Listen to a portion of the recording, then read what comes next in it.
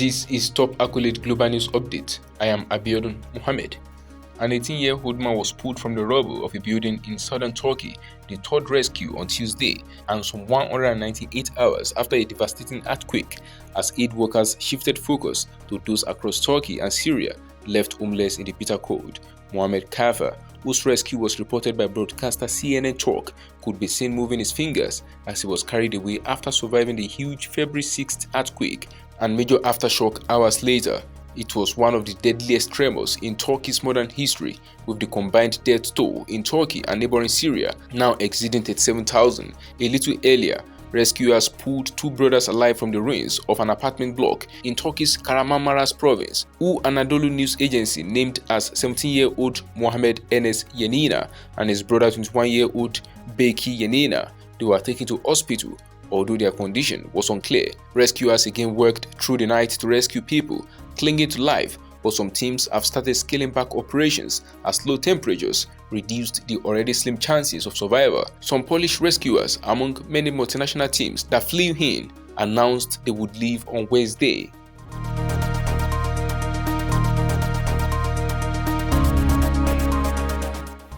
Ukraine's allies are in a race against time to produce enough ammunition, fuel and spare parts to thwart an offensive by Russian forces that NATO's chief says is already underway.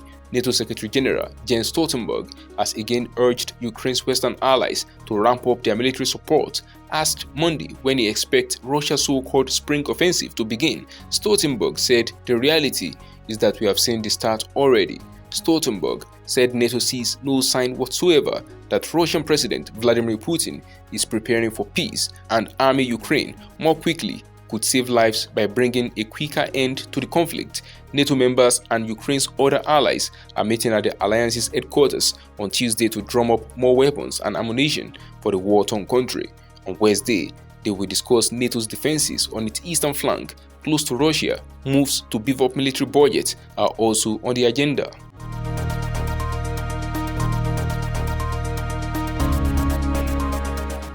The Philippine government has launched a diplomatic protest calling on China to ensure its vessels cease aggressive activities after the Chinese Coast Guard used a military-grade laser to try to block one of its ships in the South China Sea. These acts of aggression by China are disturbing and disappointing, Department of Foreign Affairs spokesperson Teresita Daza said in a statement on Tuesday, noting that Philippine President Ferdinand Marcos Jr. had recently concluded a state visit to China. During the visit, Marcos Jr. and Chinese President Xi Jinping had agreed to manage maritime differences in the South China Sea through diplomacy and dialogue, Daza said.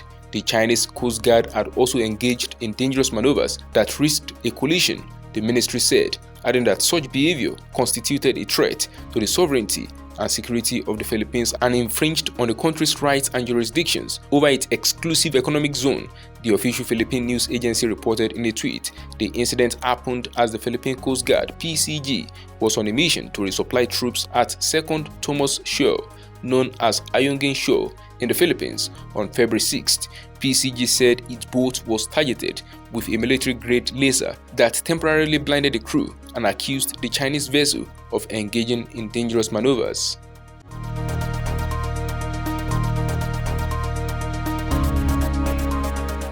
The US military said on Monday it had recovered critical electronics from the suspected Chinese spy balloon downed by a US fighter jet off South Carolina's coast on February 4th, including key sensors presumably used for intelligence gathering.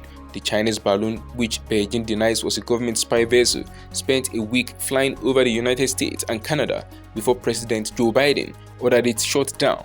The episode strained ties between Washington and Beijing, leading America's top diplomat to postpone a trip to China. It also led to the US military scouring the skies for other objects that were not being captured by radar, leading to an unprecedented 3 shootdowns in the 3 days between Friday and Sunday. The US military and the Biden administration have acknowledged that much about the most recent unmanned objects remains unknown, including how they stay aloft, who built them, and whether they may have been collecting intelligence.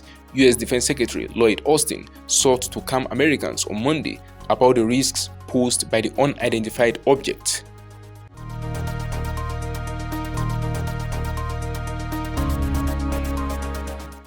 Foreign governments responsible for surveillance and interference operations in Australia will be named and shamed publicly, the country's Home Affairs Minister has said, revealing that Australia's security agency recently disrupted an operation by Iran. Australian Home Affairs Minister Claire O'Neill said on Tuesday that foreign governments found to be behind operations focused on politicians, academics and community leaders in Australia will be called out in public, as such intimidation in quotes operates in the shadows, and our best defense is to bring it into the light. We don't just need to disrupt these operations, but deter future ones by imposing costs on their sponsor through outing them where possible, O'Neill told the Australian National University's National Security College in a speech.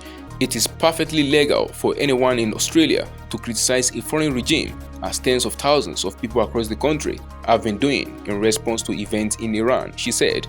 O'Neill also revealed that the domestic intelligence agency, Australian Security Intelligence Organisation (ASIO), late last year shut down a surveillance operation by the Iranian government against a dual citizen connected to protests in Australia over the death in Iranian custody of 22-year-old Mahsa Amini. That is the size of top accolade global news update. You can follow us on our social media platforms as displayed on your screen. Happy Tuesday.